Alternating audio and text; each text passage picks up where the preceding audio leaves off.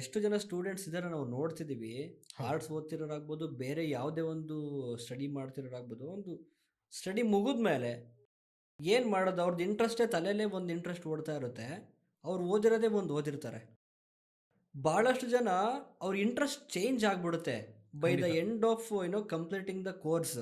Final ಇಯರಲ್ಲಿ ಇರಬೇಕಾದ್ರೆ ನಾವು ಒಂದು ಕ್ಯಾಂಪಸ್ ಇಂಟರ್ವ್ಯೂಲ್ ಆಗೋದು ನಮ್ಮ ಕಾಲೇಜಲ್ಲಿ. ನಾನು ಓದಿದ ಕಾಲೇಜಲ್ಲಿ Chamarajendra academy of visual arts, CAVA ಅಂತೇಳಿ, ಅದು ತುಂಬ famous actually college. Campus interview ಬಂದಾಗ ಆ, ನನಗೆ ಸಾಫ್ಟ್ವೇರ್ ಏನೂ ಗೊತ್ತಿಲ್ಲ. ಬಟ್ ನನಗಿರೋ ಫ್ರೆಂಡ್ಸಲ್ಲಿರೋರು ಹೇಗಂತಂದರೆ ಅವ್ರುಗಳಿಗೆಲ್ಲ ಗೊತ್ತಿತ್ತು, ಒಂದು 3-4 ಫ್ರೆಂಡ್ಸ್ಗಳಿಗೆ. ಹ್ಮ್. ಆಮ್, ಅಲ್ಲಿ ನಾವು ನೋಡ್ತಿರ್ಬೇಕಾದ್ರೆ ಏನು ನಮಗೆ ವರ್ಕನ್ನೆಲ್ಲ ತೋರಿಸ್ದೆ ಎಲ್ಲ ಆಯಿತು. ಬಟ್ ಆ ಸ್ಪಾಟಲ್ಲಿದ್ದಾಗ ಇಬ್ಬರು ಸ್ಟೂಡೆಂಟ್ನ ಸೆಲೆಕ್ಟ್ ಮಾಡ್ಕೊಂಡು ಹೋಗಿದ್ರು ಅವರು. ಹ್ಮ್. ಒಂದು 1 ವೀಕ್ ಆದಮೇಲೆ ನನಗೂ ಕಾಲ್ ಬಂತು. ಇಲ್ಲ, ಕಂಪ್ನಿಯಲ್ಲಿ ಈ ಥರ ಕಾಲ್ ಮಾಡಿದ್ದೀವಿ, ನೀವು ಬಂದು ಜಾಯ್ನ್ ಆಗಿ ಹಾಗೆ ಹೀಗೆ ಅಂತ. ಹ್ಮ್. ಸರಿ ಆಯಿತು. ನಾ ಹೇಳಿದೆ, ಸರ್ ನನಗೆ ಸಾಫ್ಟ್ವೇರ್ ಗೊತ್ತಿಲ್ಲ. ಇಲ್ಲ ಬನ್ನಿ, ವಿಲ್ ಟ್ರೈನ್ ಯು ಹಾಗೆ ಹೀಗೆ ಅಂತ ಹೇಳಿ. ಸರಿ ಆಯಿತು ಸರ್. ಸೊ ಹಾಗಾಗಿ ನನಗೆ ಆ ಥರ ಒಂದು ಜಾಬ್ ಸಿಕ್ಕಿದ್ದು ಆ್ಯಕ್ಚುಲಿ. ನನ್ನ ವರ್ಕ್ನ ನೋಡಿಕೊಂಡು ಜಾಬ್ ಸಿಕ್ಕಿದ್ದು ಇಲ್ಲಿ. ಸರ್ ಆ್ಯಕ್ಚುಲಿ ನಾವು ನನ್ನ ಕಾಲೇಜ್ ಡೇಸಲ್ಲಿ ಒಂದು ವಿಚಾರ ಏನಂತಂದರೆ, ನನ್ನ ಫ್ರೆಂಡ್ ಸರ್ಕಲ್ ಅನ್ನೋದು ವೆರಿ ವೆರಿ ಇಂಪಾರ್ಟೆಂಟ್ ಆಗುತ್ತೆ ಆ್ಯಕ್ಚುಲಿ. ಯಾವುದೇ ಸ್ಟೂಡೆಂಟಿಗೂ ಅಷ್ಟೇ, ನಾವು ಸರೌಂಡಿಂಗ್ ಹೇಗಿರುತ್ತೆ ಆ ಥರ ನಮ್ಮ ಒಂದು ಬೆಳವಣಿಗೆ ರಿಫ್ಲೆಕ್ಟ್ ಆಗ್ತಾ ಇರುತ್ತೆ. ಅಬ್ಸಲ್ಯೂಟ್ಲಿ. ಸೊ ನನ್ನ ಫ್ರೆಂಡ್ಸ್ ಇದ್ದಿದ್ದು ಹಾಗೇನೆ ಆ್ಯಕ್ಚುಲಿ. ನನ್ನ ಫ್ರೆಂಡ್ಸು ಎಲ್ಲರೂ ಒಂದೊಂದು ಇದರಲ್ಲಿ ಏನು ಬೆಳವಣಿಗೆ ಕಂಡಿದ್ದಾರೆ ಆ್ಯಕ್ಚುಲಿ. ಈಗ ಅದರಲ್ಲಿ ಒಬ್ಬರು ಅಂತ ಅಂದರೆ, ಈಗ ಹೆಸರಂತ ಮ್ಯೂಸಿಷಿಯನ್ ವಾಸು ದೀಕ್ಷಿತ್. ವಾಸು ಸೊ ದೀಕ್ಷಿತ್ ಅವರು. ಹಾಂ, ಹೌದು. ಸೊ ಅವರೆಲ್ಲ ನಮಗೆ ಇನ್ಸ್ಪೈರ್ ಆ್ಯಕ್ಚುಲಿ. ನನಗೆ ಸೀನಿಯರೇ ಇರ್ಬೋದು, ಬಟ್ ಅವನು ಆವಾಗ ನಾನು ಅವ್ರನ್ನೆಲ್ಲ ಇನ್ಸ್ಪೈರ್ ಆಗಿ ತೊಗೊಳ್ತೀನಿ. ಶಿವರಾಜ್ ಅಂತ ಇದ್ದಾರೆ, ಶಿವರಾಜ್ ಎಂ, ನಾಗರಾಜ್, ಮದನ್, ಅಗೇನ್ ಉಳ್ಳ, ಇವ್ರುಗಳೆಲ್ಲ ನನಗೆ ಇನ್ಸ್ಪೈರ್ ಆ್ಯಕ್ಚುಲಿ, ಇವರೆಲ್ಲ ನನಗೆ. ಸೊ ಹಾಗಾಗಿ ನಾವು ಬೆಳೆಯುವಂಥ ಒಂದು ಸರೌಂಡಿಂಗು ಹೇಗಿರುತ್ತೋ ಹಾಗೆ ನಮ್ಮ ಬೆಳವಣಿಗೆ ನಿಂತಿರುತ್ತೆ ಅಂದ್ಕೊಳ್ತೀನಿ. ರೈಟ್. ಸೊ ನಿಮಗೆ ನ್ಯಾಷನಲ್ ಅವಾರ್ಡ್ ಬರುತ್ತೆ. ಆ ನ್ಯಾಷನಲ್ ಅವಾರ್ಡ್ ಬಂದಿದ್ದು ಯಾವ ಒಂದು ಪೇಂಟಿಂಗಿಗೆ? ಆ ಒಂದು ಕ್ಷಣ ಹೇಗಿತ್ತು?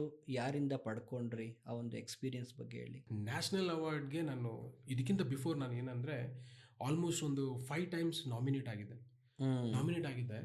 ಬಟ್ ಈ ಸರಿ ಅಂದರೆ ನನಗೆ 2022 ನ್ಯಾಷನಲ್ ಅವಾರ್ಡ್ ಆದಾಗ ನಾನು ನೆವರ್ ಎಕ್ಸ್ಪೆಕ್ಟೆಡ್ ನನಗೆ ನ್ಯಾಷನಲ್ ಅವಾರ್ಡ್ ಆಗುತ್ತೆ ಅಂತ. ಏನು ಹೋಪ್ಸ್ ಇರಲಿಲ್ಲ, ಜಸ್ಟ್ ಸುಮ್ಮನೆ ಕಳಿಸಿತ್ತು, ಆಯಿತು. ಸೊ ಒನ್ ಡೇ ನನಗೆ ಕಾಲ್ ಬರುತ್ತೆ, ಏನೋ ನಿನಗೆ ನ್ಯಾಷನಲ್ ಅವಾರ್ಡ್ ಆಗಿದೆ ಹಾಗೆ ಹೀಗೆ ಅಂತೇಳಿ ನನಗೆ ಕಾಲಲ್ಲಿ ಹೇಳ್ತಾರೆ. ನನಗೆ ಏನು ಅದನ್ನು ನಂಬಕ್ಕಾಗಲಿಲ್ಲ ಆ ಮೂಮೆಂಟಿಗೆ. ಆಮೇಲೆ ಗೊತ್ತಾಯಿತು. ಓಕೆ, ಪುನಃ ಅವ್ರಿಗೆ ಕಾಲ್ ಮಾಡಿ ಕೇಳಿದೆ. ಓಕೆ, ಈ ಥರ ಆಗಿದೆ ಅಂತ ಕನ್ಫರ್ಮ್ ಆಯಿತು. ಹೋದ್ವಿ. ಯಾಕಂದರೆ ನನ್ನ ತಂದೆ ನನಗೆ ಕಲಿಯೋ ಟೈಮಲ್ಲಿ ತುಂಬ ಹೇಟ್ ಮಾಡಿದ್ರಿಂದ ಇದಕ್ಕೆ ಸೂಕ್ತ ಪರ್ಸನ್ ಅಂದ್ಕೊಂಡು ನಾನು ಈ ಸಕ್ಸಸ್ಸನ್ನು ನೋಡಲಿ ಅನ್ನೋ ಒಂದು ಉದ್ದೇಶ ಇಟ್ಕೊಂಡು ನಾನು ಕರ್ಕೊಂಡೋಗಿದ್ದೆ. ಹೋದ್ವಿ. ಪ್ರೆಸಿಡೆಂಟ್ ಕಡೆಯಿಂದ ಅದನ್ನು ರಿಸೀವ್ ಮಾಡ್ಕೋಬೇಕಾಯಿತು. ವೈಸ್ ಪ್ರೆಸಿಡೆಂಟ್ ಕಡೆಯಿಂದ, ಪ್ರೆಸಿಡೆಂಟ್ ಇರಲಿಲ್ಲ ಆ ಟೈಮಲ್ಲಿ. ಸೊ ವೈಸ್ ಪ್ರೆಸಿಡೆಂಟ್ ಕಡೆಯಿಂದ, ವೆಂಕಯ್ಯ ನಾಯ್ಡು ಅವ್ರ ಕಡೆಯಿಂದ ನಾನು ಅವಾರ್ಡನ್ನು ರಿಸೀವ್ ಮಾಡಿಕೊಂಡೆ. ನಿಮ್ಮ ಸೀನಿಯರ್ಸಿಂದ ಯಾರಾದರೂ ಸಪೋರ್ಟ್ ಮಾಡಿದ್ದಾರೆ ಅಂತಂದರೆ, ನಿಮ್ಮ ಸೀನಿಯರ್ಸ್ ಆರ್ಟ್ ಫೀಲ್ಡಲ್ಲಿ ಯಾರಿರ್ಬೋದು ಸರ್? ಸೊ ಸೀನಿಯರ್ ಅಂತ ಬಂದರೆ ಸರ್, ನಾನು ನನ್ನ ವರ್ಕ್ಗಳ ನಾನು ಯಾರಿಗೂ ನಾನು ತೋರ್ಸೋಕೆ ಹೋಗಲ್ಲ, ಮತ್ತು ಯಾರಿಂದ ನಾನು ಫೀಡ್ಬ್ಯಾಕ್ ತೊಗೊಳೋದಾಗಲಿ ಇದನ್ನೂ ಮಾಡೋಕ್ಕೆ ಹೋಗಲ್ಲ. ಯಾಕಂದರೆ ಒಬ್ಬ ಆರ್ಟಿಸ್ಟ್ಗೆ ಸರ್, ನಾವೇನು ಮಾಡ್ತಾಯಿದ್ದೀವಿ ನಮಗದು ಸರಿ ಅನಿಸಿದ್ರೆ ನಾವು ಅದನ್ನು ಫಾಲೋ ಮಾಡ್ತಾ ಹೋಗಬೇಕಷ್ಟೆ. ಈಗ ಇನ್ಯಾರೋ ನನಗೆ ಫೀಡ್ಬ್ಯಾಕ್ ಕೊಡ್ತಾರೆ, ಇನ್ಯಾರೋ ನನಗೆ ಅದ್ರ ಮೇಲೆ ಏನೋ ಸಜೆಷನ್ ಕೊಡ್ತಾರೆ ಅಂತ ನಾವು ಅಂದ್ಕೊಂಡು ನಮ್ಮ ವರ್ಕ್ಗಳನ್ನ ನಾವು ಅವ್ರ ಹತ್ರ ತೊಗೊಂಡು ಹೋದಾಗ ಅದು ಇನ್ನೇನೋ ಮಿಸ್ಯೂಸ್ ಆಗೋ ಚಾನ್ಸಸ್ ಇರುತ್ತೆ. ಸೊ ಅದು ಏನಂತ ನಾನು ಡೀಟೇಲಾಗಿ ಹೇಳೋಕ್ಕಾಗಲ್ಲ. ನಾನು ಇದುವರೆಗೂ ನನಗೆ ನಾನೇ ಕಾಂಪಿಟೇಟಿವ್ ಆಗಿ ನಾನು ಮಾಡ್ಕೊಂಡು ಬಂದಿರೋದು. ನನ್ನ ವರ್ಕಲ್ಲಿ ನಾನೇ ಕಾಂಪಿಟೇಟಿವ್ ಮಾಡಿಕೊಂಡು ನಾನು ಎಲ್ಲಿ ನಿಂತ್ಕೊಳ್ತೀನಿ, ನನ್ನ ವರ್ಕ್ ಯಾವ ಥರ ನಿಂತ್ಕೊಳ್ಳುತ್ತೆ, ನಾನು ಇವನು ಹೊರಗಡೆ ಹೋದ್ರೂ ಅಷ್ಟೇ ಅಲ್ಲಿ ಯಾವ ಥರ ವರ್ಕ್ ಆಗ್ತಿರುತ್ತೆ, ಯಾವ ಥರ ಏನೋ ವಿಸುವಲ್ ಈ ಪೇಂಟಿಂಗ್ ಒಂದು ಕಾಂಟೆಂಪ್ರರಿ ಆರ್ಟ್ ಯಾವ ಥರ ನಡೀತಾ ಇದೆ.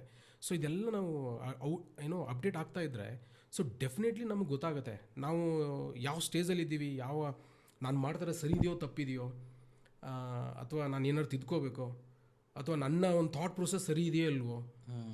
ಈಗ ನಾವು ಒಂದು ವರ್ಕನ್ನು ಕಂಪ್ಲೀಟ್ ಆದಾಗ ಸರ್, ಅದನ್ನು ಆಡಿಯನ್ಸ್ ನಮಗೆ ಲೋಕಲಲ್ಲಿ ನೋಡಿದ್ರು ಅಷ್ಟೇ, ನಾವು ಇಂಟರ್ನ್ಯಾಷನಲ್ ತೊಗೊಂಡೋಗಿ ತೋರಿಸಿದ್ರು ಅಷ್ಟೇ. ಸೊ ಭಾವನೆಗಳು ಒಂದೇ. ಆಲ್ರೆಡಿ ಹೇಳಿದ್ದೀನಿ ನಿಮಗೆ, ಭಾವನೆಗಳು ಒಂದೇ ಆ್ಯಕ್ಚುಲಿ. ಸೊ ಆ ಭಾವನೆಗಳು ಅವ್ರಿಗೆ ರೀಚ್ ಆದರೆ ಸಾಕು, ಆ ವರ್ಕು ರೀಚ್ ಆಯಿತು ಅಂತ. ರೈಟ್. ಸೊ ಹಂಗಿದ್ದಾಗ ಸೊ ನಾವು ಯಾರ ಜೊತೆಗೂ ನಾವು ಅಂದರೆ ವರ್ಕನ್ನು ತೋರಿಸಿ ನಾವು ಅವರಿಂದ ಫೀಡ್ಬ್ಯಾಕ್ ತೊಗೊಳ್ಳೋ ನೆಸೆಸಿಟಿ ಇಲ್ಲ ಅಂದ್ಕೊಳ್ತೀನಿ ಸರ್.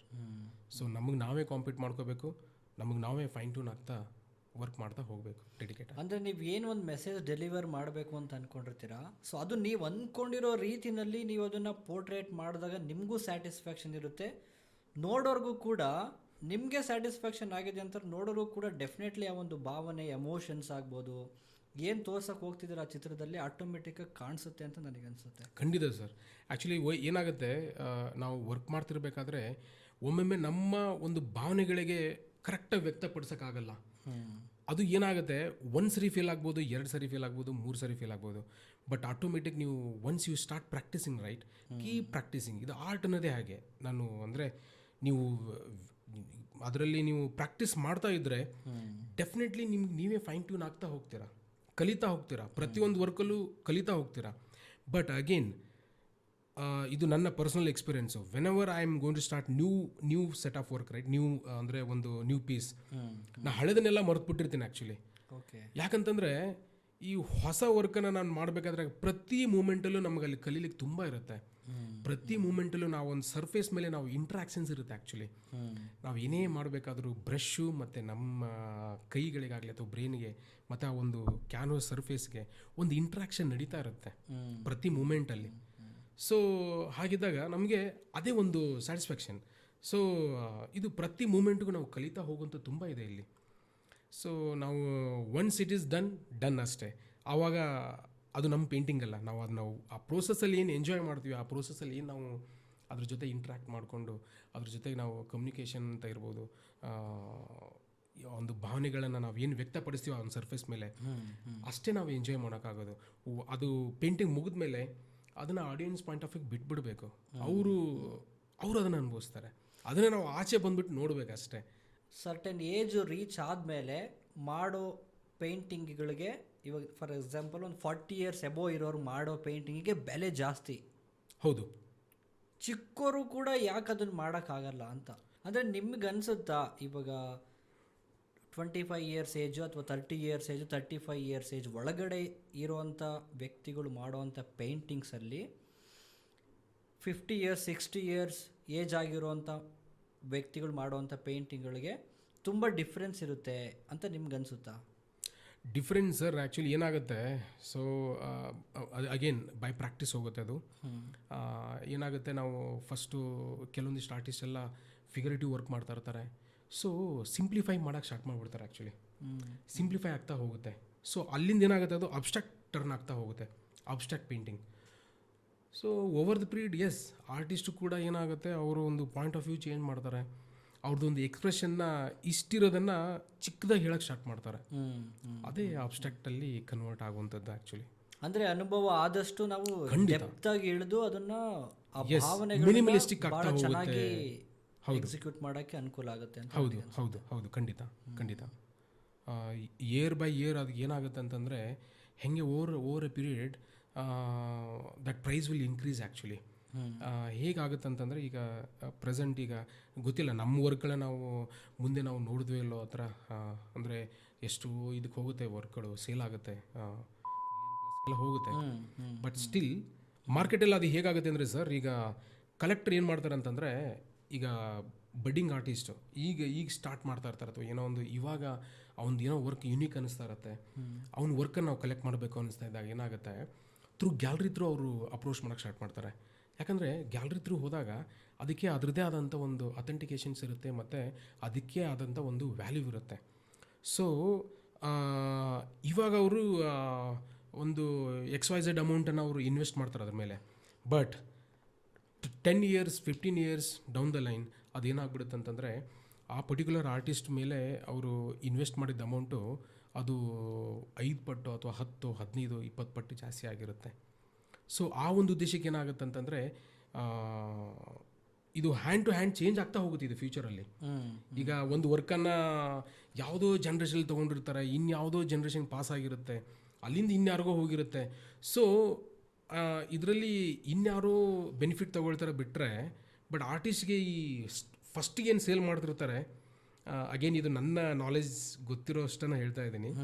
ಅಲ್ಲಿ ಮಾತ್ರ ನಮಗೆ ಬೆನಿಫಿಟ್ ಇರುತ್ತೆ ಬಿಟ್ಟರೆ, ಸೊ ಇದು ಹ್ಯಾಂಡ್ ಟು ಹ್ಯಾಂಡ್ ಚೇಂಜ್ ಆದಾಗ ಇದು ಪ್ರೈಸ್ ಆಟೋಮೆಟಿಕ್ ಇನ್ಕ್ರೀಸ್ ಆಗ್ತಾ ಹೋಗುತ್ತೆ.